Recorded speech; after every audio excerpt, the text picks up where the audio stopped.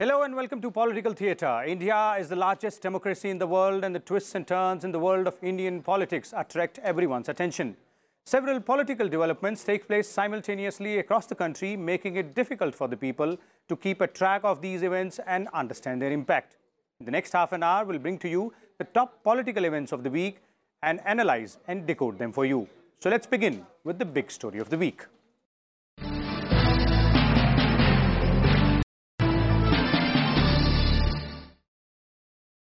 The electoral battle in 3 northeastern states is at its peak. After a hectic spell of campaigning, the polling is taking place in Tripura on 18th of February. Now, the major political players are focusing their attention on Meghalaya and Nagaland, where polling will take place on 27th of this month.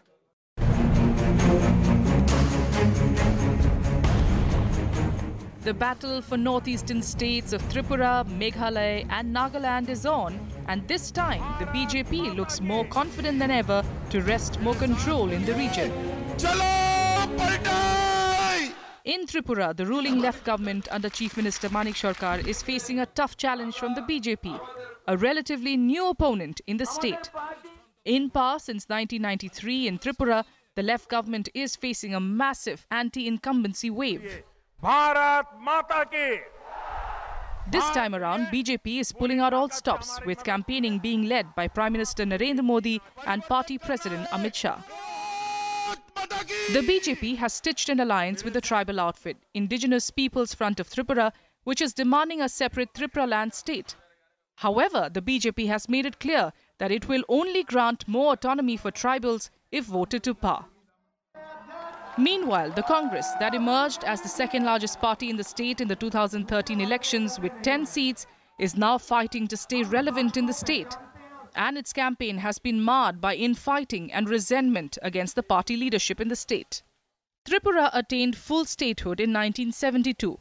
The state legislative assembly got 60 seats, and the first state elections were held in March 1972. The state has a population of over 30 lakhs, close to 1/3 being scheduled tribes. Tripura votes on 18th February with a total of 25 lakhs, 69,216 people eligible to vote. Political temperatures are rising in Nagaland as well, with the poll date approaching. The BJP has accused Odisha Governor and former Nagaland Chief Minister S.C. Jamir of campaigning for the Congress in Nagaland and has asked the Election Commission to look into the matter. The Election Commission also held several meetings in the state to review poll preparedness.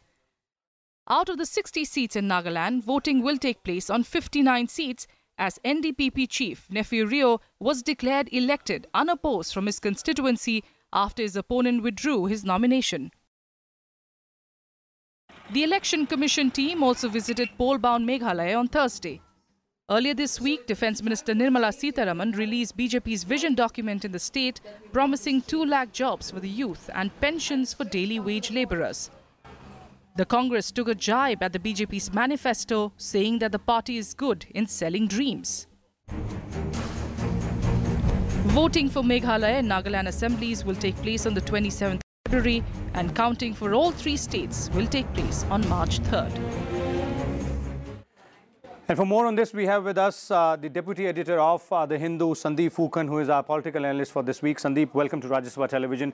Very interesting battle happening in Northeast, the political battle, electoral battle.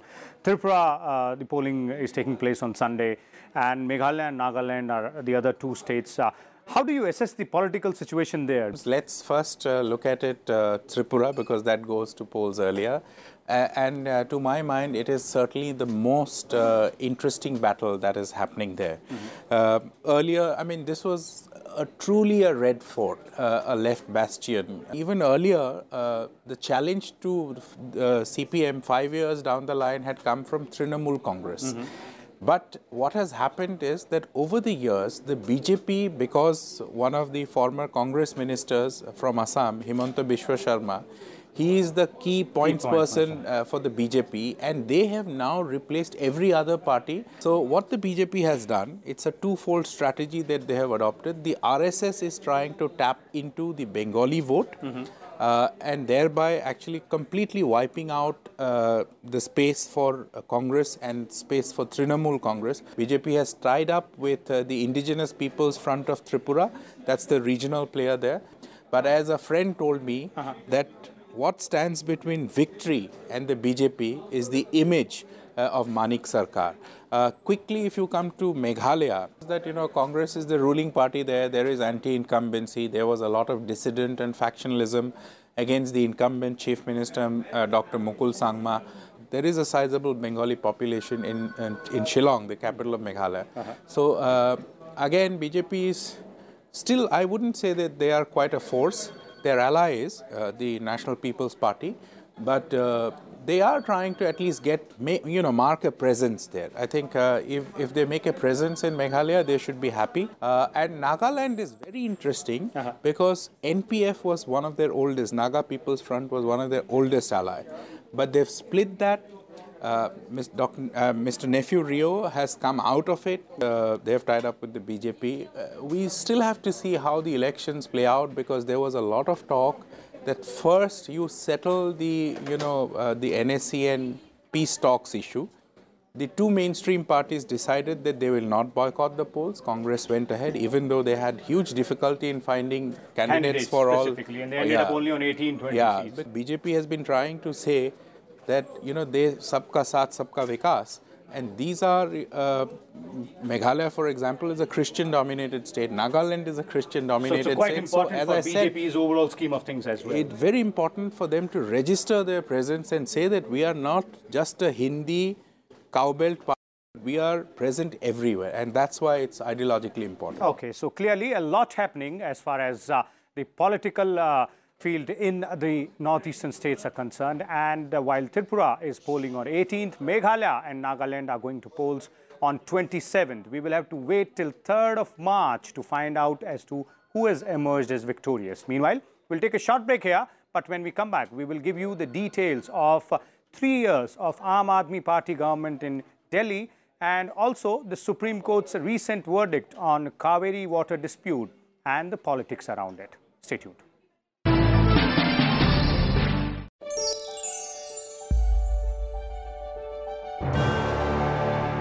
Science communication यानी विज्ञान का संचार एक ऐसा माध्यम है जिसके द्वारा हम विज्ञान की बातों को समाज तक आसानी से पहुंचाते हैं।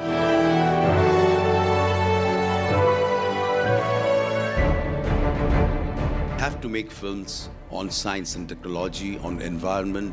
It's very important part of a society. तो अगर फिल्म है, शॉर्ट फिल्म है, वो डेफिनेटली हमें ज्ञान देगा और हमारे जो एक थॉट प्रोसेस को हमेशा अलग रखेगा और हमेशा उससे सीखने की प्रेरणा मिलेगी।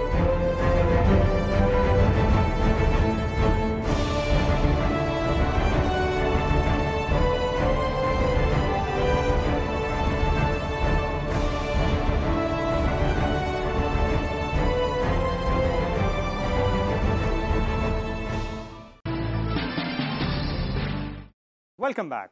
The Supreme Court this week delivered its verdict on long-pending Cauvery water dispute between two southern states, Tamil Nadu and Karnataka, with Tamil Nadu's share being reduced by 14.75 thousand million cubic feet than what it received in a Cauvery water tribunal. The verdict has brought in diverse political reactions from both the states. A three-member bench of the Supreme Court on Friday increased the allocation of Cauvery river water to Karnataka by 14.75 thousand million cubic feet. The verdict states that Karnataka will now release 177.25 thousand million cubic feet to Tamil Nadu instead of 192,000 million cubic feet awarded by the Cauvery Water Dispute Tribunal. There is a reason for both the states to be happy. The Karnataka has a special reason to be happy because our liability has been reduced by 14.25 TMC. The drinking water requirement of Bangalore have been fully protected at the moment. Out of a total 740 TMC feet, Tamil Nadu, Karnataka, Kerala and Puducherry will now be annually entitled to 404.25 TMC feet, 284.75 TMC feet, 30 TMC feet and 7 TMC feet of Cauvery water respectively. The court didn't make any change in water allocation to Kerala and Cauvery. In addition to this, 10,000 million cubic feet of water will be used for environment protection and 4 TMC feet will be kept for inevitable leakages into the sea. The bench has granted 6 weeks to the centre to come up with a scheme to ensure compliance of its 465-page judgment. It also ordered setting up of a Cauvery Water Board to look into the timely release of water to all parties. The verdict will remain in force for 15 years. Now the Honorable Supreme Court has taken a view. That's all. Now we must find out ways and means to rectify any grievances through legal means. But the verdict evoked mixed political reactions in Karnataka and Tamil Nadu. While political leaders in Karnataka called it a fair judgment, it was greeted with disappointment in Tamil Nadu. Judgment delivered by Supreme Court yesterday is welcomed by the government of Karnataka. Though all our prayers are not considered by the Supreme Court, prayers are not considered by the Supreme Court. Our appeal is because we filed the appeal before the Supreme Court. Our appeal is partly allowed. The verdict is a great disappointment for the people of Tamil Nadu. People of Tamil Nadu, the entire Tamil Nadu, cutting across party line, we feel that we have been taken for a ride and grave injustice has been done to us. वो शासन के ऊपर बंधनकारक है. सभी राज्यों ने इस निर्णय का आदर करना चाहिए. भारत सरकार की ओर से इसके बाद में भी जहां-जहां पानी की तीव्र समस्या आएगी, सूखा आएगा, तो चर्चा के आधार पर हम लोग इस समस्या को सुलझाने की कोशिश करेंगे. On September 20th last year, the bench reserved its verdict on the matter. The long-awaited judgment comes on appeal filed by Karnataka, Tamil Nadu and Kerala against the 2007 award of the Cauvery Water Dispute Tribunal. It said the increase in the share of Cauvery water for Karnataka by 14.75 thousand million cubic feet was in keeping with groundwater of 10,000 million cubic feet and 4.75 thousand million cubic feet drinking water requirements of Bengaluru residents. Sandeep, a very landmark judgment, everybody is terming it, which came this week from the Supreme Court on Cauvery water dispute. Do you believe that this should bring an end to the entire, political push and pull which has been happening on this particular issue? Two aspects to this answer, Vishal. Quickly, one is the legal aspect. This is Supreme Court is the final arbiter of any dispute, and Supreme Court's word is the law of the land. The political aspect is that, I'm afraid that it is not going to end. It depends on who you talk to and which side. For example, there is an election approaching in Karnataka, and I'm sure Karnataka, the ruling party, in fact, this was one issue over which all political parties had sunk in their differences and had come together, including BJP and Congress. But, now that election time is near, I'm sure both sides would try to portray that this happened because they kept their arguments very well. On the other hand, politicians in Tamil Nadu will say that it's a failure of the AIADMK-led government or the this will keep on going. So this, in fact, I don't see that it'll end. It's certainly a landmark judgment, and it sets a template for administrators to, that this is a benchmark, this is how we should settle it. But if you ask me that will it put an end to all the politics, I'm afraid I'm not that optimistic. I hope it does, but, politicians will find some way of attacking their rivals. Okay, so ultimately politics is something which we cannot say will come to an end on several issues. Let's take a look at another story here, and this is from the national capital, that is Delhi. The Ahmadiyya Party, which registered an emphatic victory 3 years ago and formed a majority government with 67 seats out of 70, has completed 3 years in power. And after 3 years, it is getting a lot of flack from the opposition parties and some of its old allies and old members of the movement as well. Let's take a look at what has transpired in these 3 years for Ahmadiyya Party in Delhi. The Ahmadiyya Party marked its 3rd anniversary in the Delhi government this week.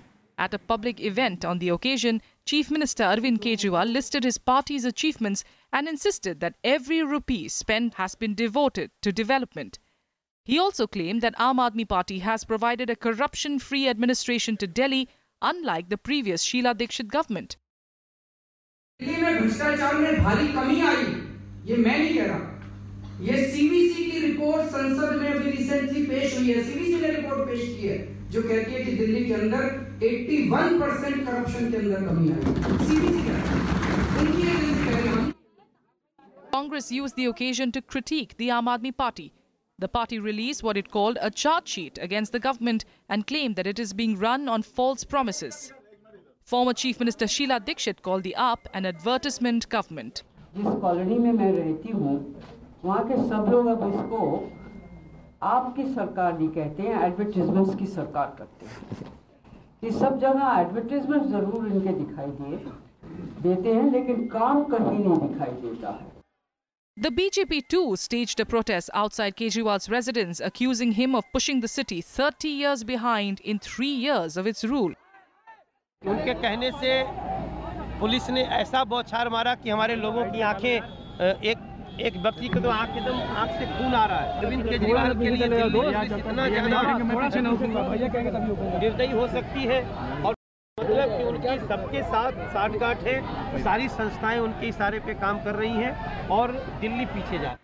Aam Aadmi Party marched into power 3 years ago by winning 67 out of 70 Delhi Assembly seats, but has lost popular support halfway in its tenure. In the civic polls last year, the Aam Aadmi Party lost heavily against the BJP. The frequent run-ins with the centre and infighting has also dented its image. With its Mohalla Clinic health scheme and focus on education, AAP government has made some headway on these two fronts, but has failed to address many issues, including the critical problems of pollution and public transport.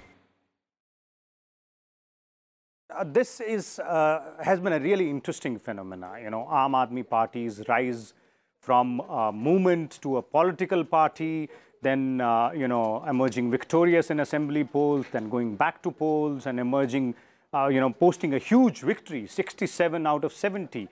From there onwards, you know, several analysts have pointed out that it is a downward slide for Aam Aadmi Party. See, let me answer this way, Vishal, that in the world of business, you can be a very good, impressive startup. But the next stage is that from startup, you graduate to becoming an institution. And then you take on the bigger players. When you're a startup, you are given a lot of leeway. This was a political startup. It started out of an anti-corruption movement. It caught the imagination of popular imagination of the people. They bestowed faith not once but twice. Now if they don't deliver, then there has to be some problem somewhere that you don't have a vision, you don't have a business plan, you don't have a political plan. Aam Aadmi Party says that they have delivered on their promises like free bijli, pani, on the education front, they have installed CCTV cameras. So, you know, they are on the right track. But one criticism is that instead of, you know, focusing on expanding in the nearby areas, the party should have more focused on governance in Delhi. That's precisely the point. That, you know, this is, see, even in other states, you had led a great campaign. But, you know, your people will trust you from the work that you do. So when down the line in 1 year's time, 2 years' time, when there were questions here in Delhi, I think they should have actually delivered a terrific model in Delhi and then take the fight elsewhere, maybe 2019. And promise to replicate the same. Yeah, replicate the same. That, you know, this is what we have done in the past 3 years, 4 years for Delhi, and this is what we will do in Goa, in Gujarat, in Punjab. So I think the same problems that they became too ambitious to have contested and taken on BJP and Prime Minister Modi during 2014, I think the same, to a lesser degree, but the same problem exists even now. Okay, so clearly we will have to keep an eye on how this new political startup, as Sandeep pointing out, will move from here onwards. We'll take a short break again, and when we come back, we will give you the details of other political events which took place elsewhere in the country and some interesting comments which were made by the political leaders throughout this week. Stay tuned.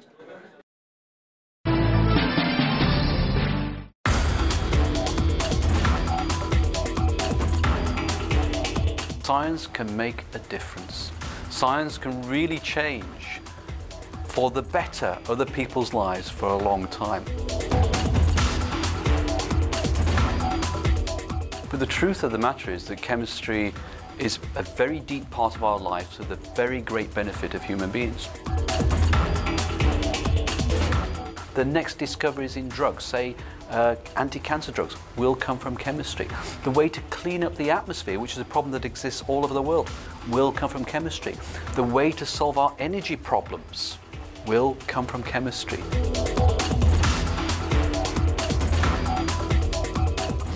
Watch Eureka with Paul Walton, professor at York University, UK, only on Rajya Sabha TV.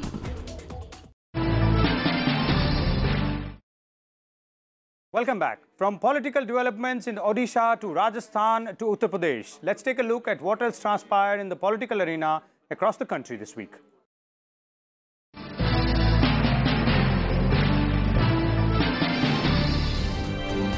The Supreme Court has said that lawmakers must be disqualified from legislative bodies for possessing disproportionate assets, terming it a culpable offence. The apex court added that accumulation of wealth by elected representatives beyond known source of income paves the way for the rule of mafia, substituting the rule of law. The Supreme Court also ruled that politicians, their spouses and associates must declare their sources of income and assets to qualify for contesting elections, and directed the government to set up a permanent mechanism to monitor the increase in wealth of sitting MPs, MLAs, their spouses and associates. The Biju Janata Dal has accused its suspended party member Jai Panda of running paid news in favour of the BJP through his regional TV channel. In an official statement, the party alleged that Panda carried a baseless and motivated campaign against the BJD and the state government after his suspension from the party for anti-party activities. Panda, meanwhile, has denied all allegations, saying he has no role to play in the channel's editorial policies. Ahead of the crucial assembly elections in the state this year, Rajasthan Chief Minister Vasundhara Raje has announced a one-time loan waiver of up to 50,000 rupees for small and marginal farmers in the state. Rajasthan became the third BJP-ruled state after Maharashtra and Uttar Pradesh to announce a loan waiver scheme. Apart from the loan waiver, Raje also announced 650 crore rupees tax relief and 44,135 crore rupees expenditure on social and community schemes in the budget. Incorporating new schemes worth 14,000 crore rupees, the Uttar Pradesh government presented its second budget on Friday. The budget gives special emphasis on health, education and religious tourism. A total of 2,700 crore rupees is allotted for infrastructure projects, including 650 crore rupees for Bundelkhand Expressway project and 1,000 crore rupees for Purvanchal Express. 2,757 crore rupees has been earmarked for minorities, including 400 crores for modernization of madrasas.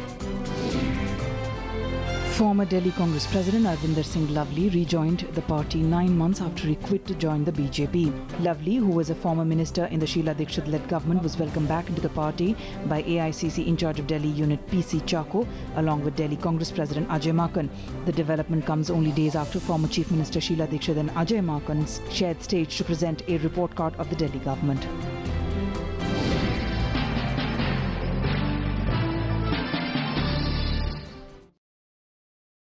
Several political situations led to interesting comments from political leaders in a bid to counter each other's claims. We've shortlisted the best ones for you in Face Off.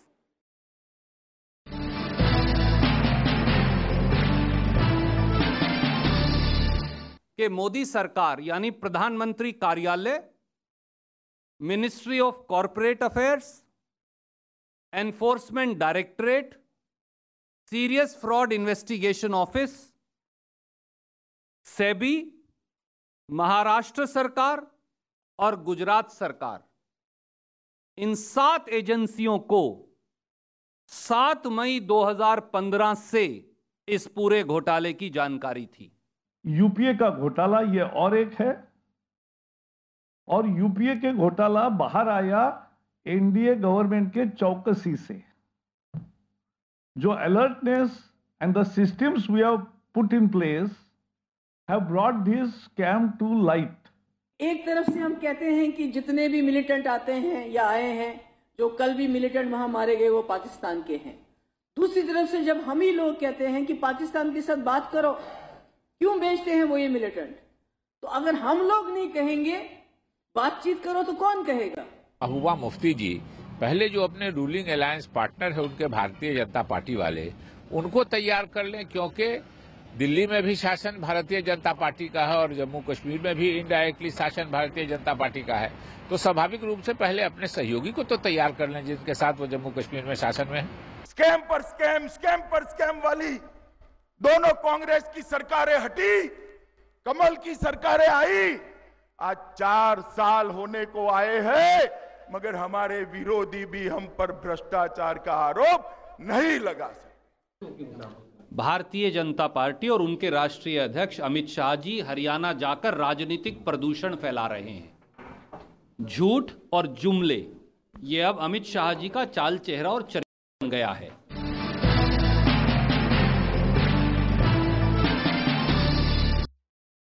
Apart from television studios, protest marches and public rallies, politicians were also busy taking a dig at each other and making their point on social media platforms. Let's take a look at what all transpired in the virtual world of Indian politics this week. The Rashtriya Swayamsevak Sangh came out in support of Mohan Bhagwat after opposition parties demanded an apology for his remark on the Indian Army. The Sangh said that Bhagwat's speech in Bihar was misinterpreted. In a speech a day earlier, Bhagwat had said that the RSS has the ability to prepare an army to fight for the country within 3 days, while the Indian Army would take 6 months.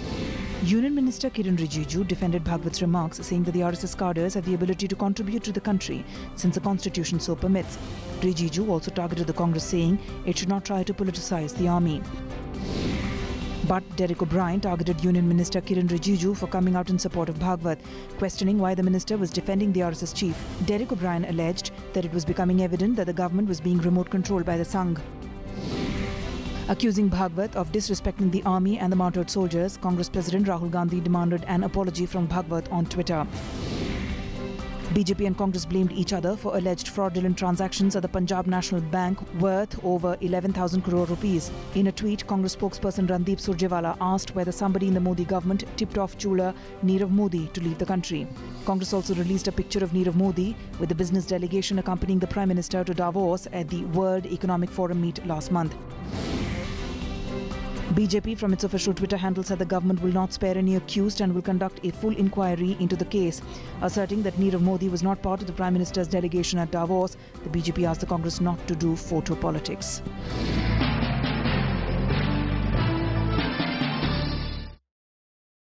So this was the summary of twists and turns in the world of Indian politics this week. We will be back again next week with some more interesting information and analysis. Till then, we will leave you with these visuals of the week.